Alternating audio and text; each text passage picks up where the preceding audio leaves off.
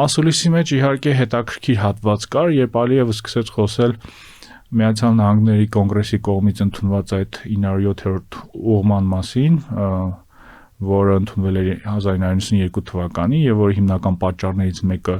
Ադրբեջանի կողմից Հայաստանի եւ Լեռնային Ղարաբաղի շրջափակումն էր։ Նա իհարկե բավականին երկար ժամանակ խոսեց այն մասին, որ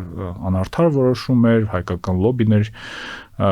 մասնակցում այդ որոշման կայացմանը, մեղադրեց նույնիսկ Ադրբեջանի նախկին իշխանություններին, որոնք իր պնդմամբ նույնիսկ տեղյակ չէին, որ կոնգրեսում այդպիսի քննարկումներ կային, բայց այս հատվածը նա ավարտեց այն պնդմամբ կամ այն փաստարկով, որ տեսեք, եթե մեզ նախկինում մեղադրում էինք Հայաստանի շրջափակման մեջ, ապա հիմա տեսեք, մենք արդեն ուղիղ առևտուր ենք անում Հայաստանի հետ, մենք արդեն մեր տարածքը բացել ենք Ղազախստանից, Ռուսաստանից եկող բեռների համար